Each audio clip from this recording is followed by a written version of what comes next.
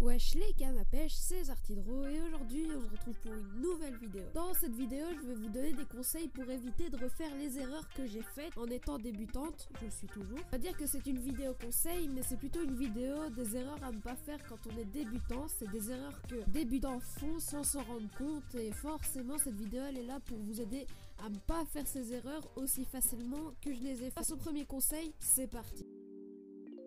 Le premier conseil que je peux vous donner et qui n'est pas à négliger, c'est n'achetez pas du matériel coûteux dès que vous commencez à dessiner, c'est inutile. Alors voilà pourquoi je vais vous donner les raisons. Donc voilà pourquoi. Imaginez-vous, vous commencez à dessiner avec une vidéo tuto, une vidéo conseil, et là vous voyez un mec qui dessine vraiment bien et qui utilise des marqueurs extrêmement chers. Là vous allez vous dire, ah mais lui il dessine extrêmement bien, il a les Copic markers qui je sais sont affreusement chers, même moi je les ai même pas. Vous vous mettez à acheter du matériel et une semaine plus tard, vous lâchez complètement le dessin, vous trouvez plus d'intérêt là-dedans, qu'il n'y avait aucun intérêt à acheter tout ce matériel. Tout ce que vous avez fait c'est gaspiller de l'argent.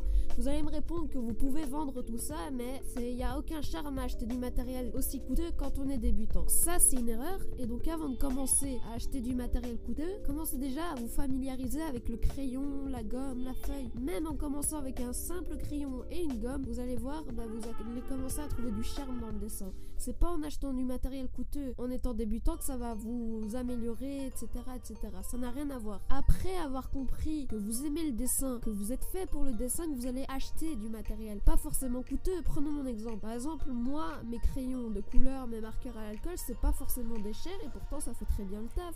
Faut pas aller chercher dans la marque pour bien dessiner en fait. Le dessin, c'est pas le matériel. Le dessin est pas égal au matériel. C'est l'artiste qui dessine qui fait le dessin, c'est pas le matériel. Et donc pour le prochain conseil que je vais vous donner, c'est assez lié et c'est pas lié à la fois. Donc on passe tout de suite au deuxième conseil, c'est parti.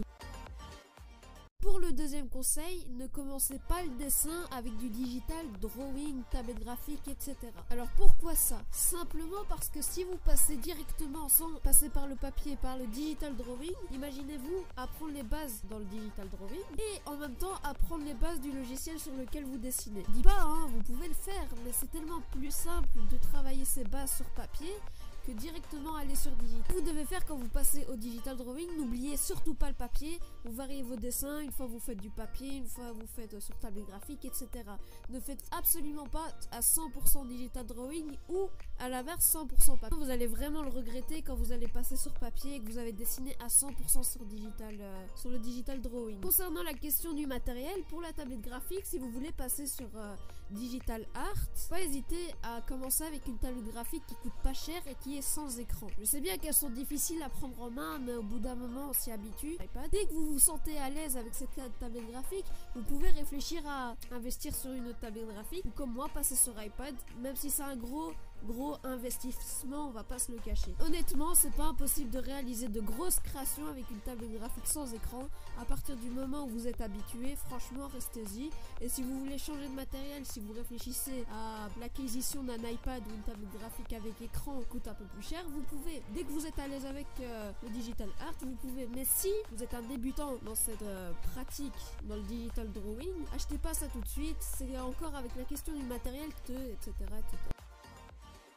Pour le troisième conseil, je sais bien que tous les débutants utilisent des références ou des tutos pour dessiner. Si c'est le cas d'un être humain ou d'un animal, n'hésitez surtout pas à décortiquer votre dessin, mais ne copiez pas bêtement les traits que vous voyez. Il faut vraiment que vous compreniez ce que vous dessinez, utilisant notamment un pantin, en utilisant la méthode de Lumi pour les têtes, etc. Mais l'important avant de se lancer dans un dessin avec une référence comme du Dragon Ball, un autre manga, etc. Quand on commence à dessiner, c'est vraiment voir les bases, aller voir l'anatomie, etc. Je sais bien, c'est une partie vraiment chiante dans le dessin. Mais après, dites-vous que vous allez beaucoup vous amuser en faisant des dessins avec votre imagination, etc. En clair, ne faites pas l'imprimante et analysez vraiment ce que vous dessinez. Vous que même moi, même si aujourd'hui j'utilise plus de copies pour dessiner, ce qui est normal, dites-vous que je décortique encore beaucoup mes positions pour dessiner mes personnages, etc. Hésitez, quand vous prenez une image de référence, n'hésitez surtout pas à modifier les poses, etc., etc. Vous êtes absolument libre, vraiment libre. En dessin, on est libre.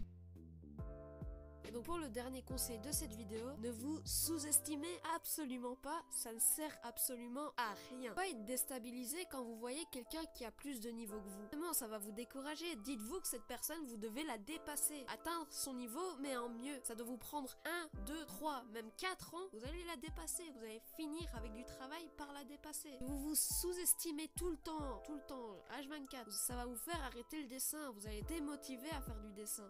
Ça va certes prendre beaucoup de temps, mais une fois que vous l'aurez fait, vous allez être fier de vous, mais à un niveau de malade. Donc on passe tout de suite à la conclusion. Et donc voilà pour cette vidéo, j'espère qu'elle vous a plu. Libre à vous de suivre ces conseils ou pas. On va pas se le cacher que c'est des conseils qui existent depuis la nuit des temps, mais c'est toujours bien de les répéter pour les débuts. Et donc je vous dis à la prochaine pour une prochaine vidéo. C'était Zartydro. Ciao les gars et la bise aux orageux. Ciao.